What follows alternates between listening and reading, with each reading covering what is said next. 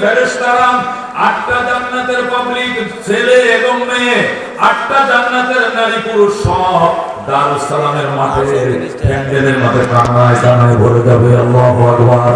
দারুস সালাম এটা 8টা জান্নাতের একটা জান্নাত।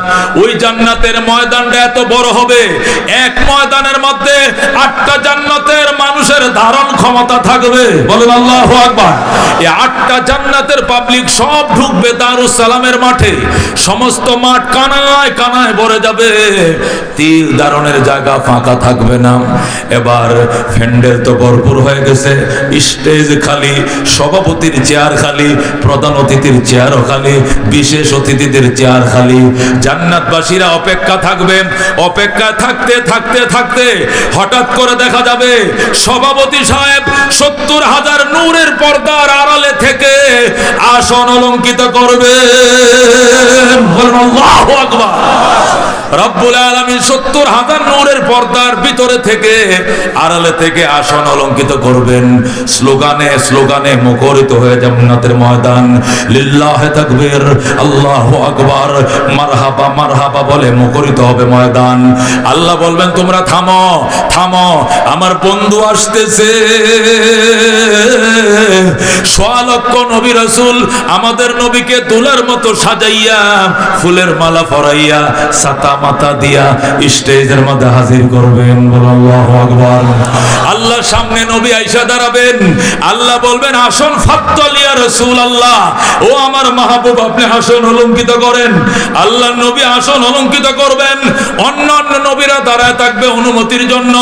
আল্লাহ অনুমতি দিবেন, তারাও বসবেন। এরপর উলামায়ে কেরাম বসবেন, উলামায়ে কেরামকে পারমিশন দেওয়া হবে, তারাও বসবেন।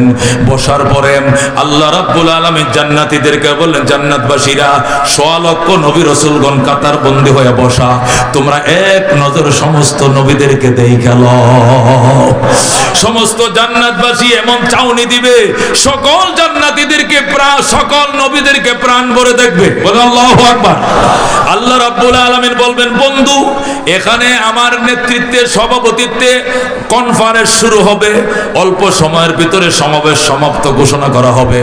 আপনাদের কাউকে বক্তব্য দিতে দেওয়া হবে না, আমি নিজেই বক্তব্য দিব, নিজেই সমাপ্ত ঘোষণা করব, অন্য কাউকে আলোচনার সময় দেওয়া হবে না। জান্নাতবাসীরা তোমরা মনে কিছু নিও না, তোমাদেরকে অল্প সময়ের ভিতরে ছেড়ে দেওয়া হবে, তোমরা আল্লাহর দেওয়া ফুরান্ত নিয়ামত ভোগ করবে। জান্নাতের ময়দানে তোমাদেরকে অল্প সময়ের জন্য এনেছি। আল্লাহ বলবেন কোন নবী রাসূল কথা বলতে পারবেন না, নবী বলবেন ঠিক আছে মেনে নিলাম, 1 মিনিট করে সময় দিলে 1.25 লক্ষ নবী 1.25 লক্ষ মিনিট সময় লাগবে। কথা বল ঠিক কিনা? জান্নাতীদের নাজ নিয়ামত ভোগ করতে ডিস্টার্ব হবে, এই জন্য আল্লাহ কাউকে বক্তব্য দিতে দিবেন না, নিজের প্রশংসা নিজে করবেন, আলোচনা শুরু করবেন। আল্লাহ বলবেন প্রিয় জান্নাতবাসী আমি তোমাদের সঙ্গে অঙ্গীকার করেছিলাম যারা ঈমান আনবে নেক আমল করবে তোমাদেরকে জান্নাত দেব। আজকে সেই জান্নাত তোমরা বুঝে পাইছো কিনা বলো? যেরকম আল্লাহু আকবার।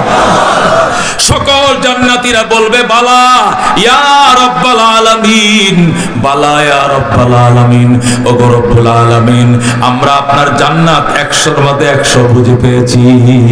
আল্লাহু আকবার। আল্লাহ রাব্বুল আলামিন বলবেন জান্নাতবাসী তোমাদের মনে চায়, তোমাদের প্রাণে খোঁজে আরো কোনো কিছু বাকি আছে নি?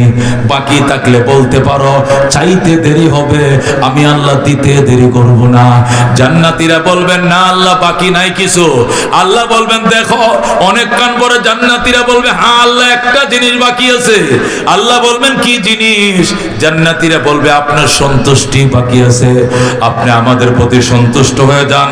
দুনিয়াতে আপনি বলেছেন ওয়া রিদওয়ানুম মিনাল্লাহি আকবার, আপনার সন্তুষ্টি হবে পরকালে সবচেয়ে বড় জিনিস, সুতরাং আপনি সন্তুষ্ট কিনা আমরা জানতে চাই। আল্লাহ বলবেন ওরে জান্নাতবাসী তোমাদের প্রতি সন্তুষ্ট কিনা তোমরা জানতে চাও, এটা আবার কেমন কথা? এটা তো জান্নাতের ভিতর ভিতরে সম্মেলন, এখানে শুধু জান্নাতবাসীদেরকে নিয়ে সম্মেলন, এখানে তো জাহান্নামের কোনো পাবলিক নাই। তোমাদের প্রতি সন্তুষ্ট বলেই তো তোমরা জান্নাতে ঢুকছো। আল্লাহু আকবার।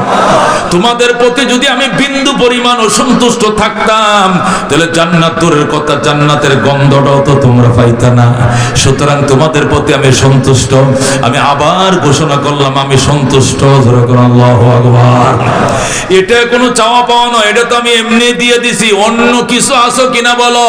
থাকলে চাও, চাইলেই পাইবা, না চাইলে পাইবা না। আল্লাহু আকবার। জান্নাতীরা অনেক চেষ্টা করবে কিন্তু জান্নাতীদের মনে আসবে না কোন জিনিসটা বাকি আছে। আল্লাহ বলবেন তাড়াতাড়ি করো, চাইলেই পাইবা, না চাইলে দিব না। জান্নাতীরা কেউ বলতে পারবে না। যখন জান্নাতীরা বলতে পারবে না আল্লাহ বারবার রিপ্লাই করবেন। আল্লাহ বলবেন না পারলে কেউ পারি না, দিব না। জান্নাতীরা বলবেন না, না দিতে হবে, দিতে হবে। তাহলে বলো কি